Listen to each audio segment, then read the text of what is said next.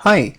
Last lecture, we looked at the equation for the gain of a common source amplifier. First of all, I want you to be really clear about the structure of the common source amplifier.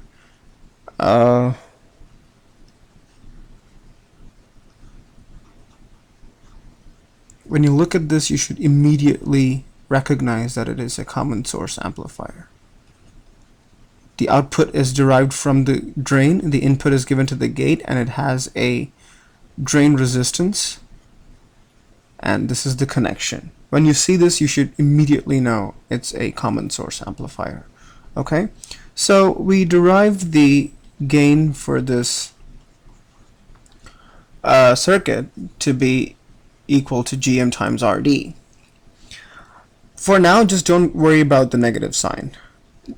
Look at just pay attention to the fact that AV is actually delta V out over delta V in equals minus GM times RD. That means V out is these many times the V in.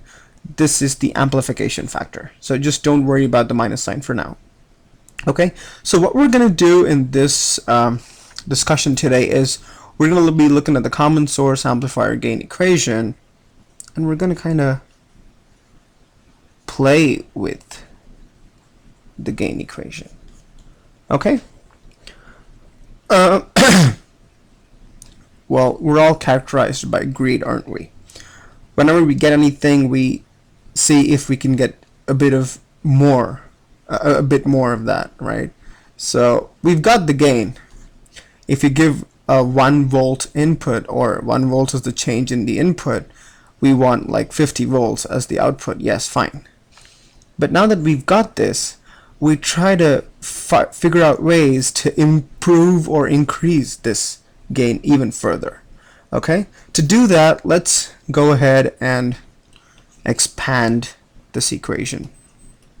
AV equals minus GM times RD, correct? From our transconductance lectures, what do we know? GM can be written as mu n times C aux times W over L times V in, actually that's VGS, but here it's V in, minus VTH times RD, correct? Now, you must remember, you might remember from my last previous lecture, I think it was the common source amplifiers part 2.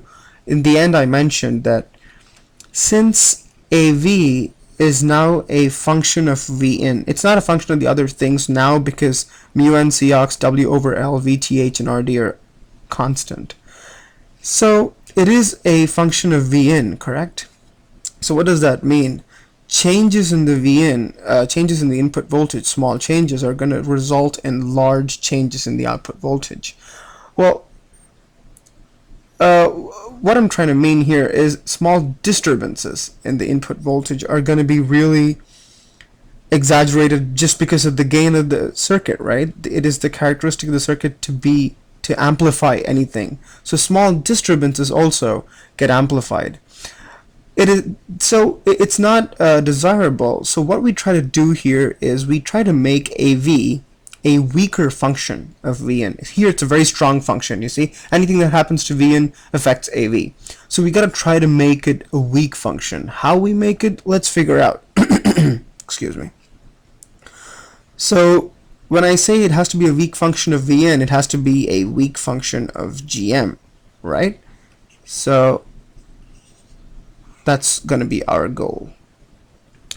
Now, GM can also be written as root of 2 times mu n C aux W over L times ID, the whole root.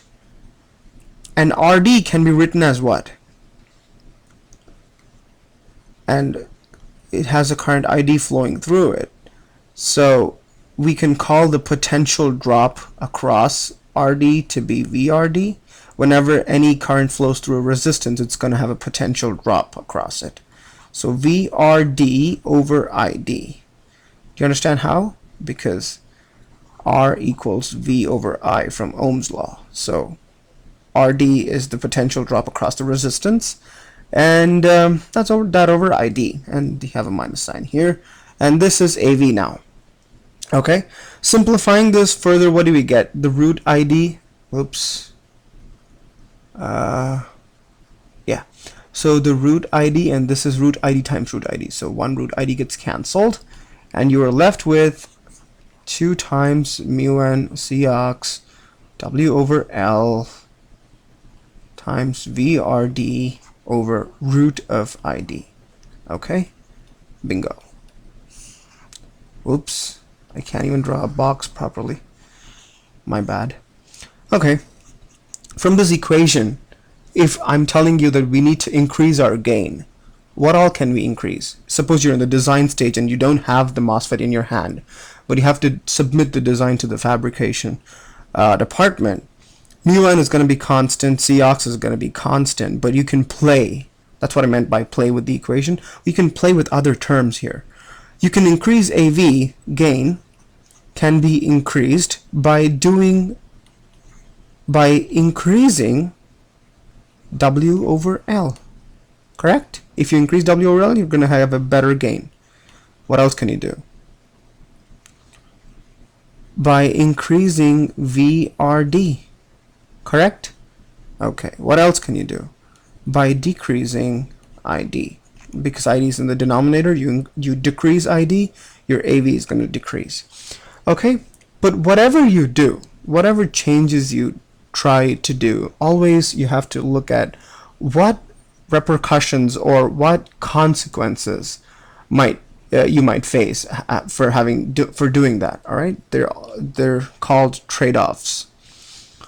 So, well, while increasing W over L gives me a higher gain, it also does something bad to my circuit. What does it do? Increasing W over L means increasing the dimensions, increasing the size of your circuit, which is going to finally result in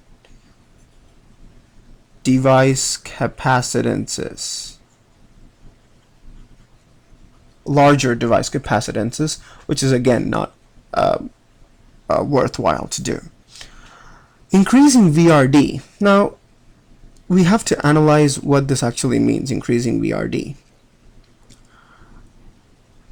You have a 0 volts to 3 volts. Say VDD is 3 volts, okay? Just say. We call this power budgeting, or, you have to budget. You have to create a budget as to how much voltage you can afford to lose or not lose in a circuit. So in your common source amplifier,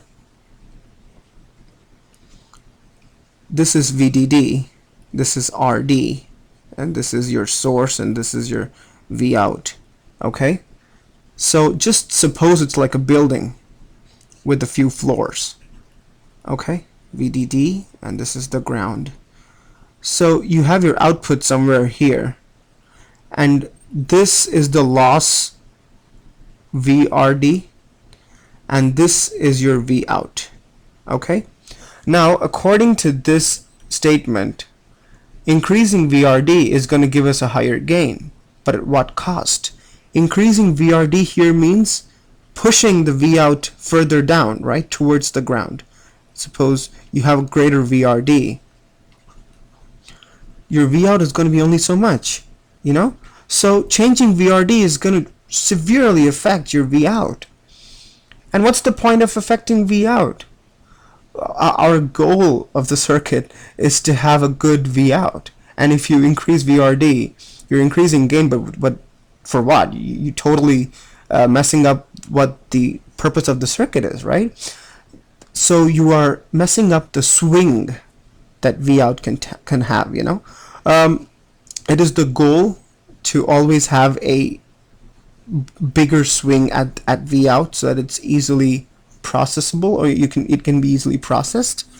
So the goal should be to to have a greater swing. Swing means what? You're giving some leeway for the V out to swing to and fro. Okay, so that is again gone.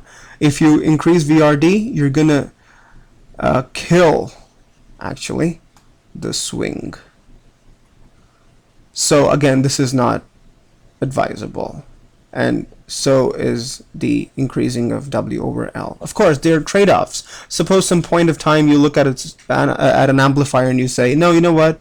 I really don't care if I have greater device capacitances. All I need is greater gain. Then go ahead and increase your W over L. It doesn't matter. And if it's sometimes, if you don't really care about the swing, go ahead and increase VRD. It really doesn't matter.